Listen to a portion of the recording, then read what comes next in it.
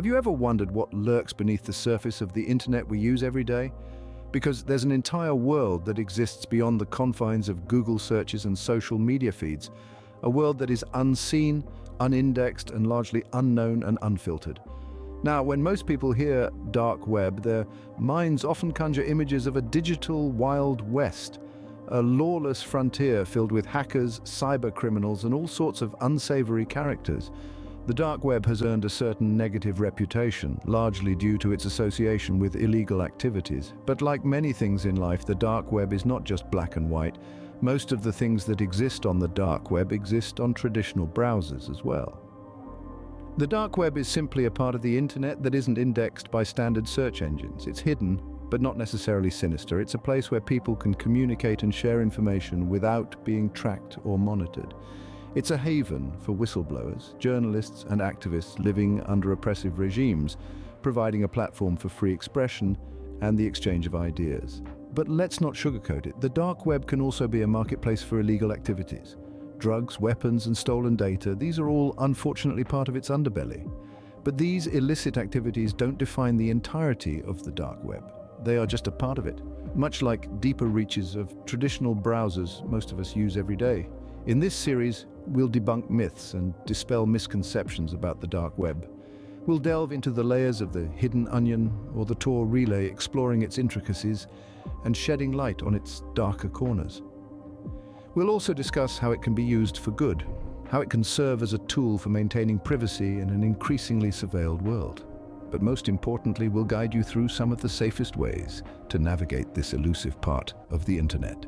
It's just like any journey into the unknown. Exploring the dark web requires caution, preparation, and a good understanding of what you're getting into. Allow us to guide you down this path and expand your understanding of the danker side of the internet. Just like an onion, the internet has layers too. To understand these layers, think about the internet as an iceberg.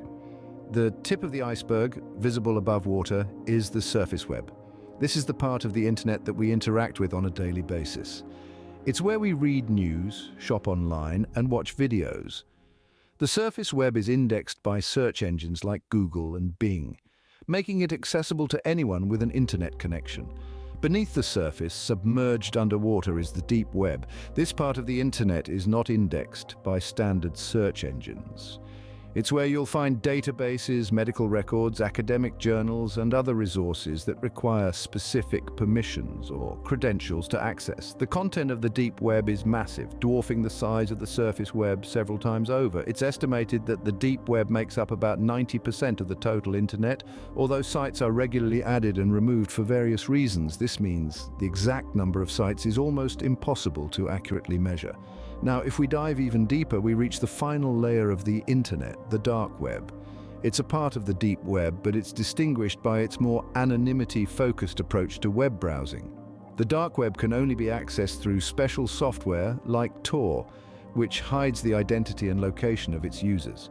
It's an intriguing place, a digital space, where people can communicate, trade, and interact away from the nosy governments and corporations. But it's also a place where illegal activities can and do occur, unfortunately. It's important to remember that these layers are not separate entities. They are interconnected, part of the same vast digital landscape. Think about it like this. There are theoretical limits to travel while on foot. That's why we have things like cars, planes, trains, and boats to get to places not normally accessible through traditional means. Services like Tor and I2P exist as methods of travel to destinations Google or any other traditional browsers cannot. These indexes reflect the complexity and diversity of human activity in the digital age. Whether it's the surface web, the deep web, or the dark web, each layer serves a purpose and has its own unique characteristics.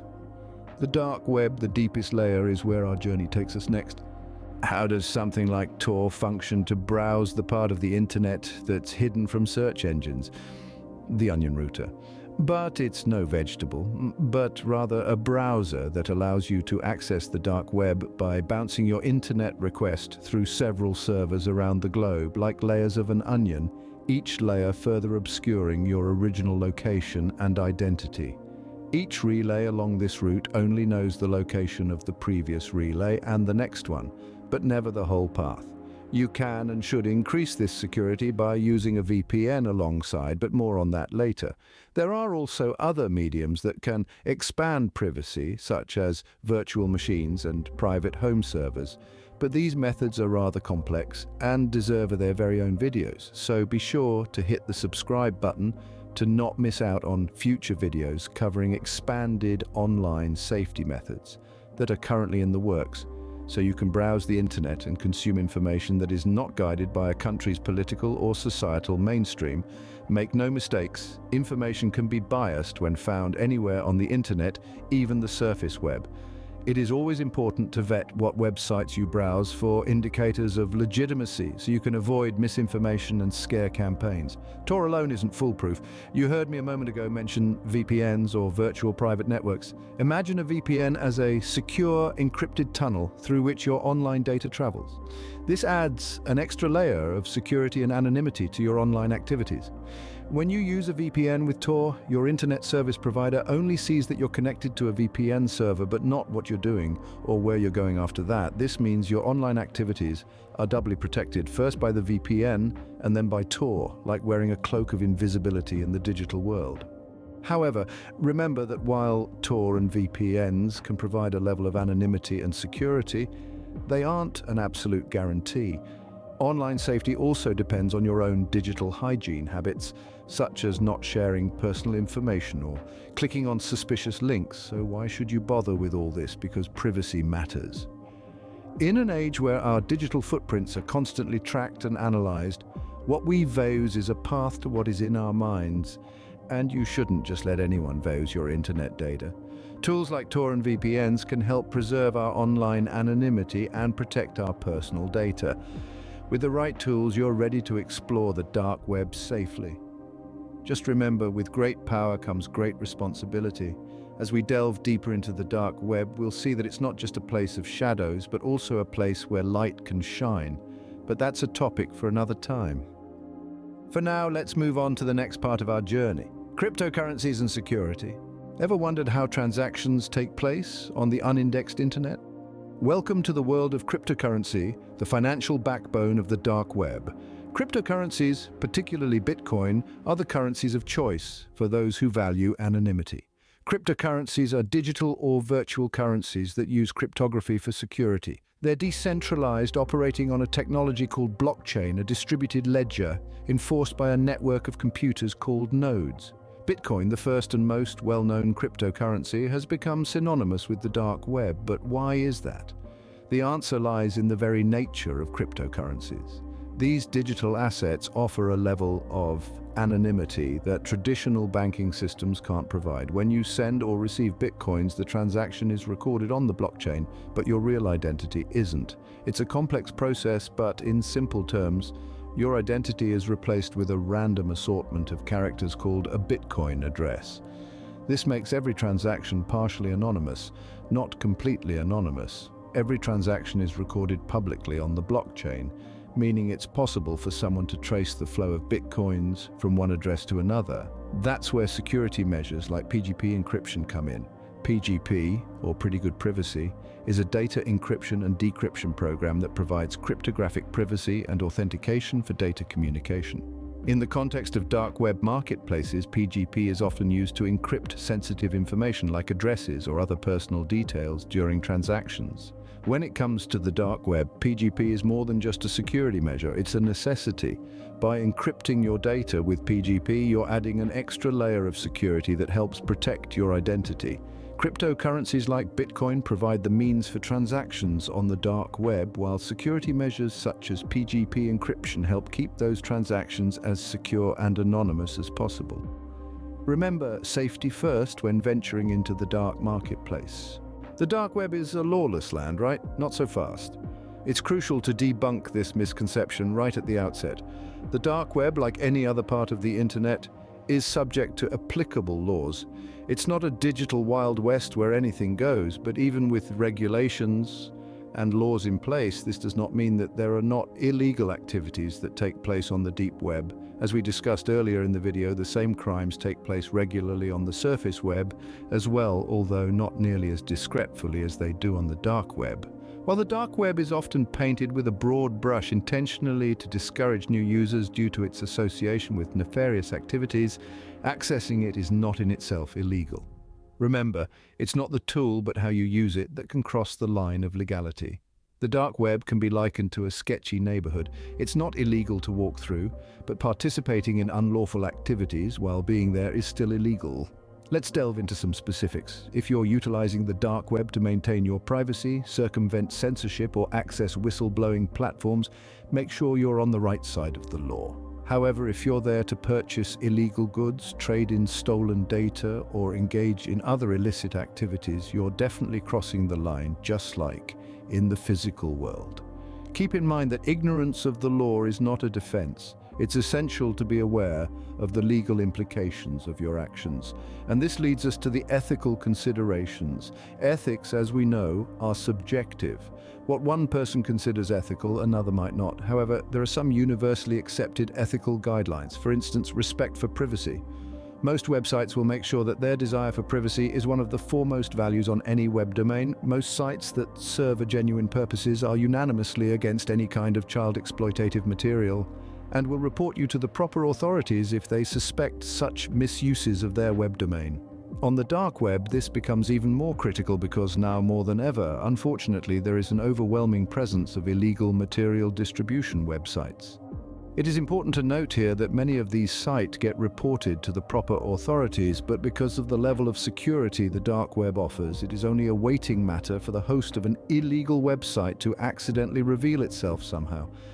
It's a good thing that there are law enforcement teams as we speak that survey for such vulnerabilities. Another ethical consideration is the potential harm your actions could cause others. Participating in illegal activities not only puts you at risk, but it can also harm innocent individuals. This could range from identity theft to supporting organized crime groups. In conclusion, navigating the dark web requires a keen understanding of both legal and ethical boundaries. It's not exactly a playground for illegal activities, as many of them eventually do get removed. But the dark web is a tool that, when used correctly, can offer valuable resources and a high level of privacy. The dark web is not a lawless land. The same rules apply here as in the real world, though. Remember, the internet, dark or not, is a reflection of our society, and as such we should strive to uphold the same standards of legality and ethical conduct. Is there a silver lining to the dark web? One might ponder. Indeed, there is. While the dark web has earned a notoriety for being a haven of illicit activities, it also serves as a beacon of hope for many, championing the cause of free speech and providing a platform for those who find themselves shackled by internet censorship. Imagine you're a journalist in a country where free speech is an alien concept, where the government controls the narrative and any opposing voices are promptly silenced. The dark web offers a lifeline, enabling you to share your stories, your truth, with the world, evading the oppressive scrutiny of authoritarian regimes. Likewise, for individuals living under the shadow of internet censorship, the dark web is a window to the world. A world where information is not filtered, not altered, not manipulated. It's a world where they can access unbiased news, engage in free discussions, and voice their opinions without fear. But the benefits of the dark web don't stop at promoting free speech and bypassing censorship. It also facilitates the secure exchange of sensitive information. Whistleblowers, for instance, can use the dark web to share crucial information, protecting their identities while shedding light on abuses of power. Moreover, the dark web offers a safe haven for individuals who, for one reason or another, need to maintain anonymity online. This could be victims of abuse seeking support, or people with stigmatized illnesses looking for advice. The anonymity afforded by the dark web can be a lifeline for these individuals. So while it's undeniable that the dark web has its fair share of negativity and ugliness, it's important to acknowledge the light it shines as well. It's a tool, and like any tool, its use is determined by the hands that wield it. It can be used for harm, certainly, but it can also be used to uphold some of the most fundamental human rights: freedom of speech, access to information, and the right to privacy. The dark web, like any tool, is as good or bad as the person using it. Venturing into the dark web can be intimidating, but with the right knowledge, it doesn't have to be. We've peeled back the layers of this so-called unseen internet, revealing its true nature. It's not all as dark as it's often portrayed. It's merely a part of the web that's not indexed by standard search engines, a place where anonymity is the norm. We've explored the tools that allow us to access this hidden realm. The Tor network, with its layers of encryption, is like a secret tunnel into the depths of the web. A virtual private network, or VPN, is the cloak that hides your internet activity from immoral tracking, keeping your identity and location concealed. These tools are your keys to the dark web, but they're just the starting point. We've delved into the world of cryptocurrency, the preferred method of transaction in this anonymous landscape. Bitcoin, Monero, and others offer a level of privacy and security that traditional currencies simply can't match. But remember, with great power comes great responsibility. It's crucial to understand how these digital currencies work and how to keep your transactions secure. And we've had a frank discussion about the legal and ethical considerations of visiting the dark web. It's not a lawless wasteland, but a space that demands respect and caution. Yes, it can be a haven for illicit activities, but it also serves as a platform for whistleblowers, activists, and those who value privacy above all. The dark web isn't inherently evil, it's how it's used that determines its nature. Lastly, we've highlighted the bright side of the dark web. It's a place where freedom of speech can thrive, where people can communicate without fear. It's a space that challenges our preconceptions and forces us to think critically about privacy, security, and the nature of the internet itself. Remember, knowledge is your best defense in the unseen corners of the internet. Stay curious, stay informed, and most importantly, stay safe. I hope to see you all soon for more informational content focused on privacy in the cyberspace. Happy browsing, friends, and I'll catch you in the next video.